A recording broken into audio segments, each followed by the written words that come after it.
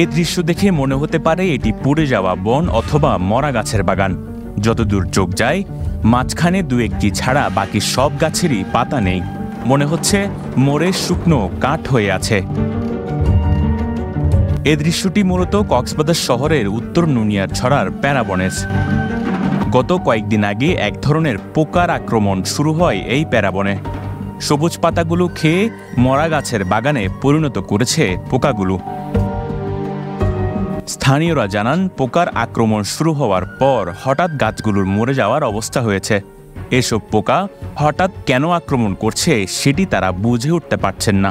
এখানে কতগুলো কালো কালো পোকা এসে গাছের পাতাগুলো সব খেয়ে ফেলতেছে, মানে গাছগুলো একদম মরা মরা হয়ে গেছে। কালো কালো লোক কতগুলো আছে, প্যারা গাছ সবগুলো খেয়ে ফেলতেছে, সব খেয়ে ফেলছে প্যারা গাছ। মানে এভাবে যে বিচ্ছু হয়েছে আমার লাইফে প্রথম দেখছি।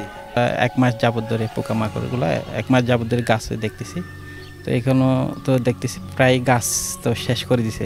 গাছ তো দেখতে পাতল হয়ে গেছে, এগুলো এত মনে করেন আগে এরকম ছিল না, আগে জাক ছিল। তো দেখতে মানে আমাদের এই একবারে প্যারাবনটা মানে একবারে পাতল হয়ে গেছে আর। প্যারাবনে আক্রমণ করা এসব পোকা মানুষের জন্য আতঙ্ক হয়ে উঠছে। বাড়িতে যাতে এসব পোকা না ঢুকে সেজন্য বাড়ির চারপাশে কীটনাশক ছিটাচ্ছেন তারা। ঘরে দুয়ারে লকন নান জোকর নান করে করে ঢুকের গায়ে, তারপরে বিষ মারি দিলাম সাইরে খুলতে, কামড়াই না পারে বিষের বোতল আনি মারি দিয়ে সাইরে খুলতে। বাসা আছে 200টা বাসা, পায়খানা করতে যাই না পারে, তারপরে আড়া করি না পারে। আমাদের বাড়িতে সহ হয়ে গেছিল, আমরা 2 দিন পর্যন্ত ঘুমাইতে পারি নাই।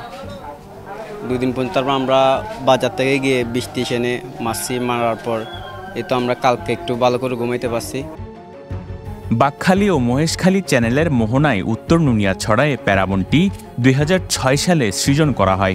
শুরুতে মাত্র 2 হেক্টর জমিতে বাইন ও কেওড়া গাছ লাগানো হয়। বর্তমানে প্রায় 200 হেক্টরে ছাড়িয়ে গেছে প্যারাবন। স্থানীয়দের দেওয়া তথ্যমতে প্যারাবনে পোকার আক্রমণ এটি প্রথম নয়। এর আগে 2014 সালে এবং 2022 সালেও আক্রমণ করেছিল এই পোকা। এই প্যারাবনে প্রধানত 2 ধরনের গাছ রয়েছে, তা হল বাইন ও কেওড়া গাছ। তবে পোকা আক্রমণ করেছে বাইন গাছে, তাই প্যারাবনের মাঝখানে থাকা কেওড়া গাছগুলো সবুজ পাতায় বেষ্টিত রয়েছে। প্যারাবনে আক্রমণ করা পোকার পরিচয় এবং কেন আক্রমণ করছে সেটি জানার জন্য পেনোয়া নিউজ পরিবেশ অধিদপ্তর ও উপকূলীয় বন বিভাগে যায় একাধিকবার, কিন্তু তারা কেউই কোনো মন্তব্য করতে চাননি। কথা না বলতে উপরের নির্দেশনা রয়েছে জানিয়ে তারা সাংবাদিকদের এড়িয়ে যান। তবে নাম প্রকাশ না করার শর্তে পরিবেশ অধিদপ্তরের এক কর্মচারী জানান, প্যারাবনে কেন পোকা আক্রমণ করছে সেই বিষয়ে জানার জন্য পরিবেশ অধিদপ্তরের কোনো আগ্রহ নেই। তারা বিষয়টি স্বাভাবিকভাবে নিয়েছে। একইভাবে উপকূলীয় বন বিভাগও পুরোপুরি উদাসীন। প্যারাবনে আক্রমণ করা পোকার সম্পর্কে জানতে গুগলের সহযোগিতা নেওয়া হয়। গুগলের তথ্য অনুযায়ী এই পোকার বাংলা নাম শুঁয়োপোকা। এই পোকার প্রধানত বৈশিষ্ট্য হল তারা পাতায় আক্রমণ করে পাতা খেয়ে ফেলে, ফলে গাছগুলো মৃত দেখায়। তারা টানা কিছুদিন অবস্থান করার পর ফের চলে যায়। সবুজ পাতা খাওয়ার পর শুঁয়োপোকা চলে গেলে আবারও ধীরে ধীরে নতুন পাতা গজায়, আবার প্যারাবন ভরে ওঠে সবুজ পাতায়। তবে প্যারাবনের বাইন গাছ কেন আক্রমণ করে সেই বিষয়ে কোনো তথ্য পাওয়া যায়নি। শুধু নুনিয়ারছড়ার প্যারাবন নয়, জেলার মহেশখালী, চকরিয়া সহ বিভিন্ন জায়গায় প্যারাবনে শুঁয়োপোকা আক্রমণ করেছে চলতি বছর।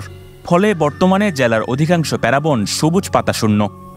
Desk report, Penowa news.